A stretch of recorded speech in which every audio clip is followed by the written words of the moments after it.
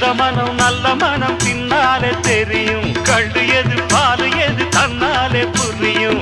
ஊரார ஏமாத்த புலி உத்தேசம் பண்ணிடுச்சான்.